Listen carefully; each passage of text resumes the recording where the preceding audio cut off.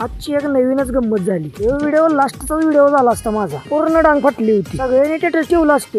बैठी आवाज थाओ कहा गया औषध ढूंढो. व्हिडिओ पूर्ण बघा, तुम्हाला पुढे सांगतो सगळं. तुम्हाला वाटेल नदीकडेला पिशवी घेऊन आली म्हटल्यावर मासा धरायला बसणार असं कुठलं धरतोय राव. शिराडाची वैरण न्यायला आलतो, पण पावसाच्या दिवसात ऊन आणि नदीचं निर्मळ पाणी बघून मला लय भारी वाटलं. म्हणून म्हणलं येऊ नजरा तुम्हाला पण दाखवावं जरा. बघितलं का मनाला किती भारी वाटतंय. पण आजकालच्या पोरीसनी शहरातलं राहणीमान लय भारी वाटतंय. पण गावाकडची जी मजा आहे ती कुठं आल्या शहरात. पोरींचं आपलं काय तर असतंय. मला मुंबईचा नवरा पाहिजे आणि पुण्याचा नवरा पाहिजे. ही बघ बाय, दिल्या घरी सुखी राहा आणि गावाकडे आलीस तर भेटत राहा. मला काढायची होती शहराची वैरण, म्हणून मी चढलेलो झाडाच्या पाक शेंड्यावर.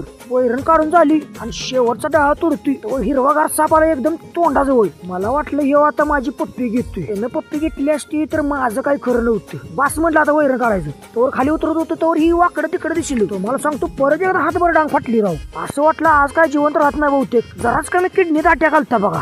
परत या झाडावरणीला आपणच चढणार आहे म्हणलं, काढून टाकायचं म्हणलं. कुठलंही काय हाताला येतं दवा. कसं तर वडून वडून काढलं बाहेर. त्याच्या आईला निघता निघत नव्हतं. नदीकडेला झाड आहे हो, त्यामुळे आला असेल पुरात न वाहून आणि बसलंय झाडात अडकून वाकडा तिकडे. त्याच्या आईला तो साप दिसल्यापासून काय कळणं झालंय. उसाचा पाला जर पडलेला दिसला तरी ती सापच असल्यासारखं वाटायला लागलंय. तुम्हाला वायर दोरी पाला पडलेला बघून कधी वाटलंय का ही सापच आहे म्हणून? कधी असं दच्च करून बेलायचं काय? तसं कधी बेला आजचीला तर कमेंट मध्ये आवाजने नक्की सांगा. आईला या बॉक्स पॅक करायच्या दोरीनं लय वैताग आणला. इकडनं काढून टाकलं की तिकडे जाऊन अडकून बसत्या. यायला वैरण काढायला जेवढा वेळ लागला नाही तेवढा ही दोरी टाकायला वेळ लागलाय. नाहीतर काय अवघड आहे त्याच्या आईला. वैरण झाडावरनं तोडून खाली टाकल्या आणि ती इसकाटून पडल्या. आता ती इसकाटलेलं सगळं गोळा केलं पाहिजे एका जागी आणि त्याचा बिंडा बांधला पाहिजे लवकर. त्या बघा एवढ्या लांब त्या शेंड्यावर जाऊन बसली आलो.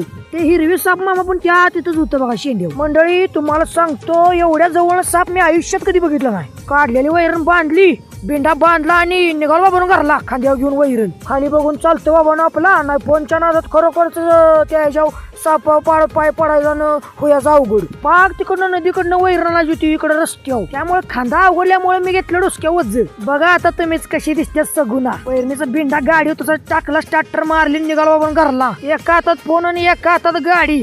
त्यात रस्ता इंटरनॅशनल डबर मायना इतकं. त्यामुळे फोन ठेवतो आणि पुढे बघून नीट गाडी चालवतो. तर तुम्हाला व्हिडिओ कसा वाटला लाईक कमेंट करून नक्की सांगा आमासनी.